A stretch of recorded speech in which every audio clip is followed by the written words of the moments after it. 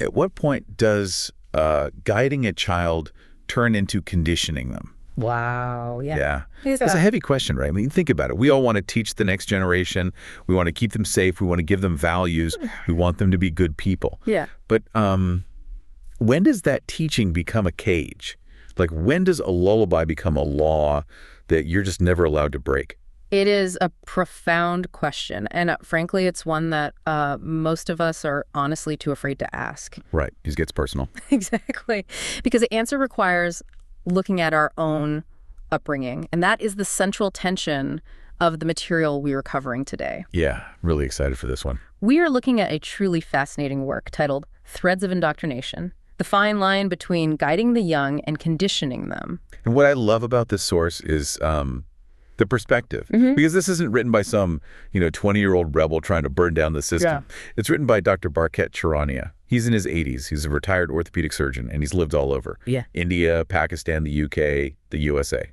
That context is vital. This isn't just some abstract theory cooked up in a university sociology department somewhere. No, not at all. Dr. Charania is reflecting on a lifetime, 8 decades of observing how values are passed down through immense societal shifts. Yeah. He's looking back at his own upbringing, his career, and his role as a parent and a grandparent, too. He's trying to understand the invisible forces that shape who we are.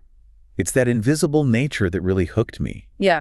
Because we tend to think of indoctrination as this scary cult-like thing. Brainwashing in a dark room. Right, exactly. Right. Brainwashing with a swinging light bulb. Yeah. But Dr. Charania argues it's actually much closer to home. It is. It's in the bedtime stories. It's in the classroom. It's woven into the fabric of love itself. That is the core conflict he identifies. It's the tension between the natural desire of elders to protect the young, which is a beautiful thing, and the unintentional suppression of curiosity that turns that protection into indoctrination. But hold on, let's push back on that for a second. Because indoctrination is a really strong word. If I tell my kid, don't touch the stove because it's hot, or don't run into traffic, that's not indoctrination, that's just keeping them alive. Where does he draw the line? That's a great distinction. The hot stove is a physical reality. If you touch it, you burn. That is a fact. Right. Indoctrination, according to Dr. Charania, happens when we treat opinions or traditions or social norms as if they are hot stoves. Oh, wow. Yeah. When we tell a child we don't ask questions about that or we don't associate with those people, and we present it as a matter of absolute survival. So it's about presenting a choice as a non-choice. Precisely. And he uses a very powerful metaphor right at the beginning. He says indoctrination doesn't start with a bang. Like a seed. Yes, like a seed falling into the soil. It's soft, it's slow, and often it's delivered with love. You mentioned lullabies earlier. That's exactly the kind of soft entry he's talking about. That's the part that actually unnerves me. Yeah. It's delivered by the people we trust the most. Our parents or grandparents. Yes. They aren't trying to hurt us. They're hugging us while they do it. Which makes it incredibly difficult to identify and even harder to reject. Dr. Charania explores this paradox deeply. Yeah. Parents and elders often indoctrinate out of love. They have their own fears, their own boundaries they never dared to cross, and they pass those down to keep their children safe. Shielding them. Exactly. They want to shield the child from the chaos of the world, so they build a wall of certainty around them. Right. It's like, I didn't ask questions and I survived, so you shouldn't ask questions either because I want you to survive. Yes. It's just a survival mechanism. It is. But here is the cost. This leads to a very specific childhood observation the author makes. He realized that growing up, the word wisdom was often just a code word for obedience. Oof. Wisdom is code for obedience. I think a lot of us can relate to that. Oh, absolutely. You're told you're being a wise child or a good student, but really you're just doing exactly what you're told without making a fuss. Dr. Charania points out that the child learns very quickly. We are talking about basic behavioral conditioning here. The child learns that asking the wrong questions brings frowns, withdrawal of affection, or scolding, while repeating accepted truths brings praise and warmth. So they play the game. So the child learns to value performance over understanding. They aren't learning the meaning of the prayer or the rule. They are learning the social reward of saying it correctly. It becomes a transaction. I give you compliance, you give me love. Exactly. And this sets up a lifelong pattern. Which brings us to one of the standout chapters in the book, Faith or Fear. That was a heavy chapter. Because on the surface, they can look the same. A fearful person and a faithful person might both be following the rules. They might both be sitting in the pew or the temple. But the internal engine is different. Completely different. Dr. Charania differentiates between true faith, which he argues is light expansive and actually welcomes questions, and fear-based belief. And fear-based belief is the opposite. Yes, it is heavy, it's tight, it demands silence. There's a quote from the source material that I wrote down because it's just wow. Let's hear it. He writes, if a belief cannot survive a question, it was never a belief, it was a command. It's a powerful litmus test, isn't it? It really is. But let's be real for a second. It's also terrifying. Because if you start asking questions, you risk losing that community. Yes. You risk losing that approval we just talked about. And that is why indoctrination is so sticky. It binds your survival and your social belonging to your silence. Yeah. True faith, he argues, shouldn't be threatened by curiosity. It should be strengthened by it. But getting there requires walking through the fear. So we start in the home with this seed of don't ask, just do. But then we move to the next level of the game, which acts like fertilizer for that seed. School. The author calls it the classroom of control. This is where the conditioning becomes institutionalized. He critiques the traditional schooling system for mistaking silence for discipline and memory for intelligence. Oh, absolutely. The good student trap. I was definitely guilty of this. I think many of us were. You learn to play the game, you memorize the dates, you underline the right sentence, you get the A. But are you thinking? Or are you just a really good photocopier? The author suggests that often the system prefers the photocopier. The highest scorers are frequently those best at suppression, those best at staying within the lines. It's true. The industrial model of schooling isn't designed to reward the student who disrupts the lesson with a profound why. It rewards the student who can regurgitate the what on command. And if you're the kid asking why you're the troublemaker, you're disruptive. Correct. And this creates what he calls structural indoctrination. Okay, let's break that down. This is where we need to get a bit technical because he gives this specific example from his time managing a hospital that perfectly illustrates how this works on a societal level. This is a story about the janitors, right? Yes. He's talking about a hospital with 300 employees in a Muslim-majority society.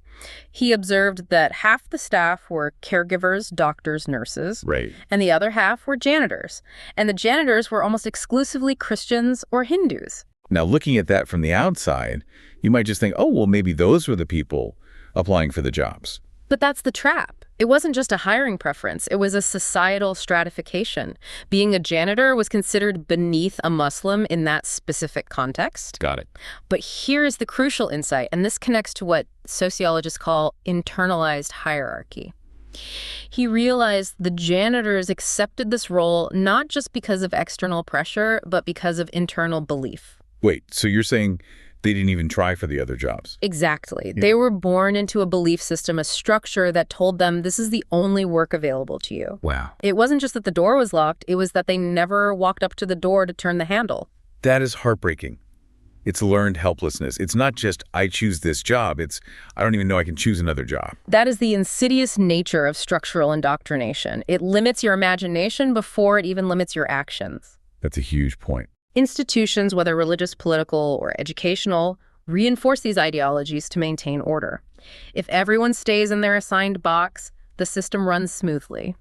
The janitors clean the doctor's cure, and no one questions the hierarchy. And the people at the top of the hierarchy have a vested interest in keeping it that way. Of course. Indoctrination serves those with vested interest in keeping that order.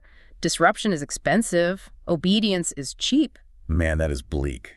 So you have the home planting the seed and the school and society building the walls. It feels pretty inescapable. And I think that's why a lot of people just stay.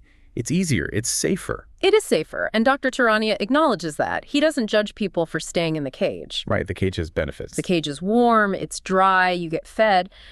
But then we get to part 5 of the book, Reclaiming the Self. This is the pivot point where he decides the cost of the cage is too high. And notice the metaphor he uses here. It's not breaking a chain, it's looking in a mirror, but not a mirror to check your hair. Yeah. He describes looking in the mirror to see yourself without the masks. Without the mask of the good son, the obedient student, the silent believer. And he says it wasn't a happy moment. That is a critical detail that we need to sit with. We often romanticize finding yourself in movies as this joyous, liberating montage where you run through a field of flowers. Exactly, with the upbeat music playing. Dr. Charania is very honest here. He says unlearning begins with discomfort and unease. It's painful. It's agonizing. When he looked in that mirror, he felt naked. He felt vulnerable. Because when you strip away the roles you've played to please others, you have to face the terrifying question, who am I really? Right. If I am not who my parents want me to be, if I am not who my society says I am, do I exist? And he talks about the pain of it feeling like a betrayal. Yeah. That's the part that sticks with me. He describes a quiet war between loyalty to his family and loyalty to the truth. It's a profound conflict. That is such a heavy burden to carry. I think a lot of listeners might feel that, like, if I change my mind, am I betraying my grandma?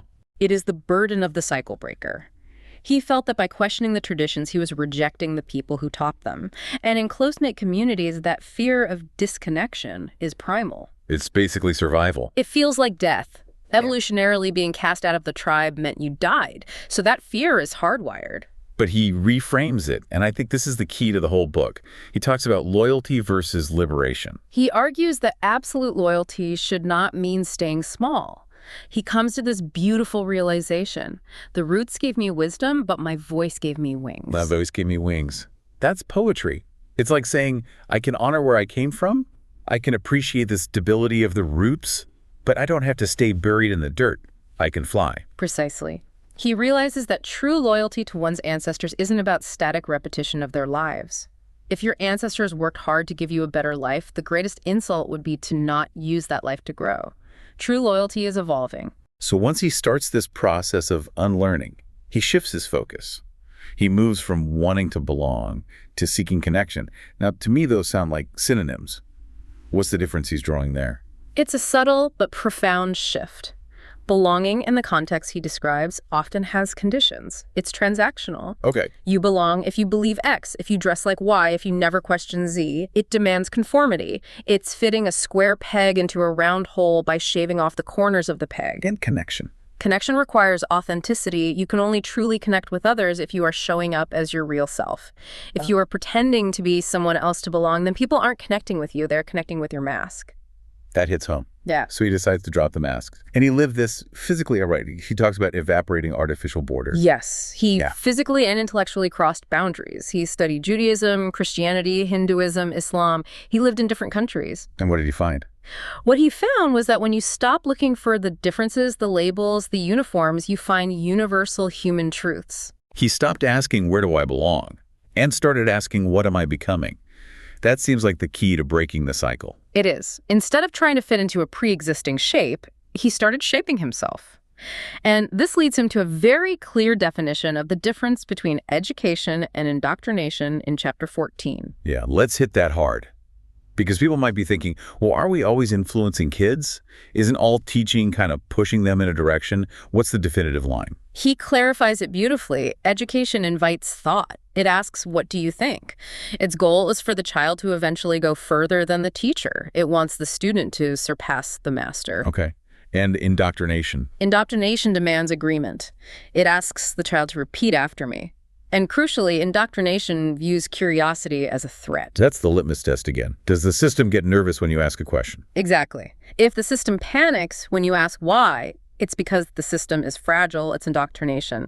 If it gets excited that you asked a question, it's education. That makes so much sense. Dr. Charania emphasizes that we need to prepare the next generation for uncertainty. We can't just hand them a script because the script is going to become outdated. The world changes too fast. Right. If we teach them what to think, they're sunk when the situation changes. If we teach them how to think, they can navigate anything. Which brings us to the end of his journey and the message he leaves for us. He has this letter to the next generation in the outro, and the main theme is permission.